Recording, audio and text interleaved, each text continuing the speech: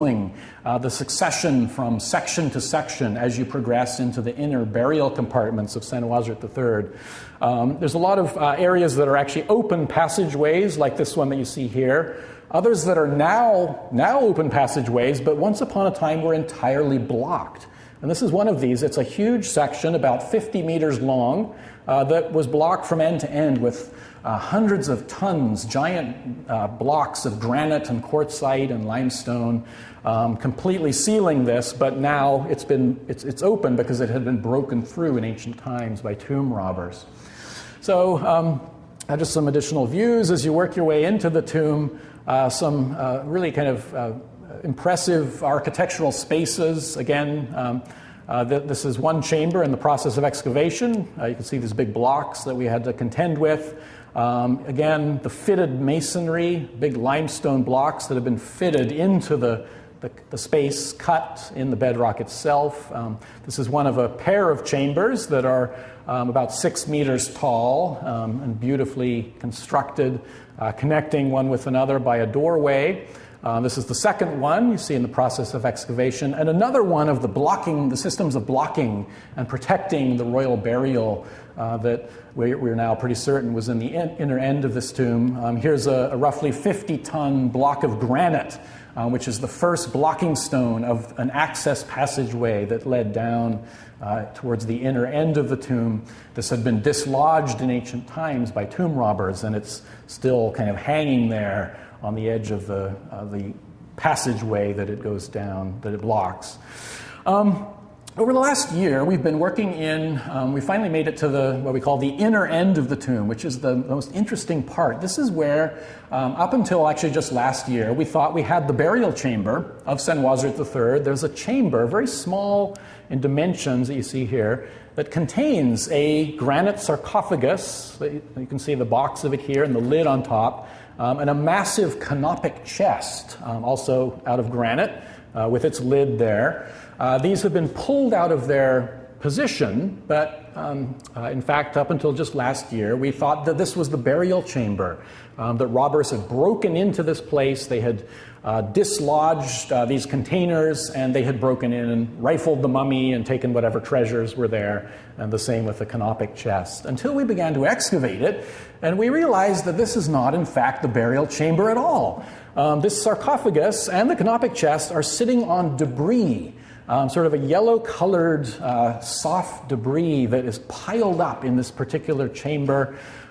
This chamber is not the burial chamber, but it's a place where tomb robbers had actually pulled the canopic chest and the sarcophagus out at some point, sliding it a long distance from what seems to have been the inner original burial chamber, and just leaving them sitting in debris in this particular part of the tomb.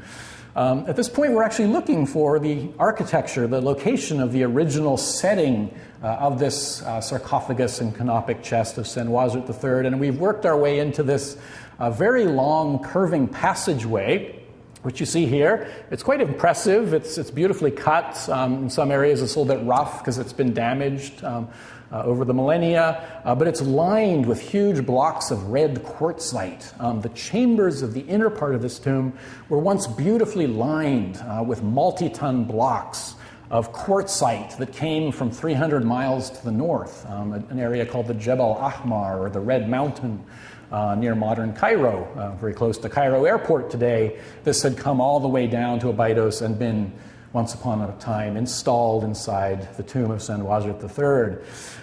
So we've been investigating this inner end of the tomb, and some really fascinating results have come out in terms of the stratigraphy and the evidence for the damage to this tomb. One of the things we can see is that tomb robbers in the late Roman period, and continuing probably into the Byzantine period, had access to this tomb, and they were digging tunnels, pitting around and kind of exploring this inner part of Senwosret III's tomb.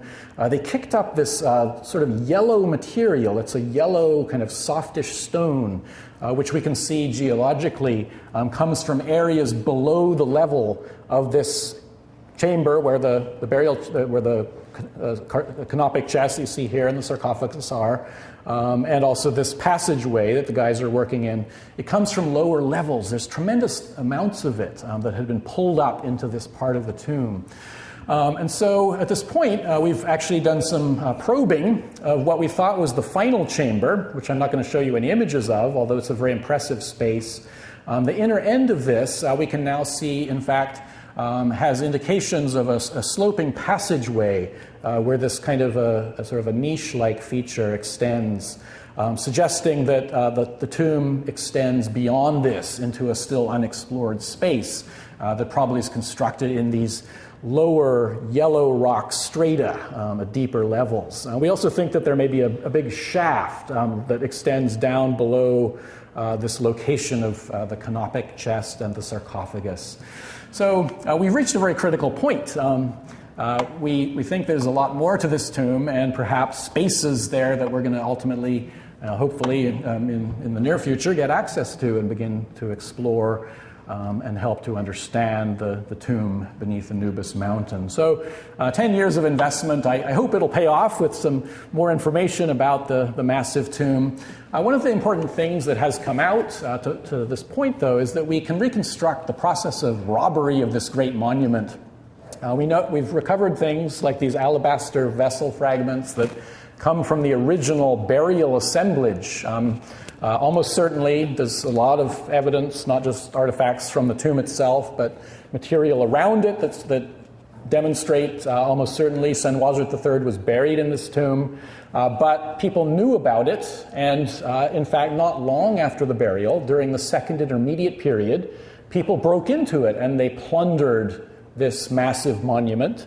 Much, much later, in the Roman period, we can see from pottery like this, that other people came and they began to, in fact, use this tomb as a stone quarry. The beautiful masonry blocks that the Middle Kingdom architects had laboriously installed began to be pulled out again. They're beautiful blocks of quartzite and granite. They began to mine the tomb for this masonry. So it's an interesting and complex history of change. So this is the tomb of Senwosret III, the nuclear tomb that establishes the necropolis of Anubis mountain. But what of these other tombs that develop around it? This has been one of the big questions. Who came after Senwosret III, was interested enough, motivated for whatever reasons, to build their own tombs, to add to the royal necropolis at Anubis mountain, to make it more than just the burial place of one powerful king of the 12th dynasty. So we've been investigating these adjacent structures. Especially significant are these two large ones, S9, which we believe belongs to Neferhotep I, and this one here, S10, in all likelihood, the burial place of King Sobek-Hotep IV, the brother and successor of Neferhotep. Some views of the recent work this summer. We've completed excavations of the structure called S10 here. This has turned out to be a really kind of, a massive monument with a huge subterranean burial chamber. Here you see the guys excavating down in the environs of a burial chamber that is, in fact, it's architecturally all still intact.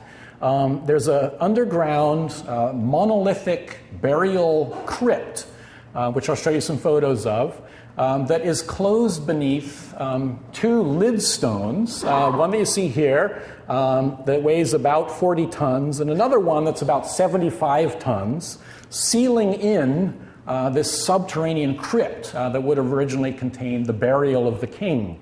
That's still in place, but unfortunately it had been broken into by ancient tomb robbers. And the way they did this is they initially seem to have penetrated through a very complicated blocking system, breaking in through the side of these blocking stones and gaining access to the king's burial. Later on, just like in the tomb of Senwosret III, we can see from the artifacts at this place that in the late Roman period and the Byzantine period, it became a stone quarry, and they just began stripping away this beautiful masonry. So what we have remaining is the substructure of a massive royal tomb, probably the tomb of Sobek-Hotep IV. So let's talk a little bit about these fascinating brothers, the three brothers in the sort of middle part of the 13th dynasty. These are three brothers that are attested quite nicely in a range of historical information, rock inscriptions, and stelae of different sorts. We know quite a bit about their family. They're the descendants of a non-royal individual, as are many of the kings of this particular era, the 13th dynasty. His name was Ha-Anchef. And this fragmentary stela, you actually see two of these kings, Neferhotep I and Sobek-Hotep IV, commemorated along with other family members, naming their father, Ha-Anchef, their mother, who was a lady known as Kemi, and some other male family members that include this guy, Sahathor, who is the third brother.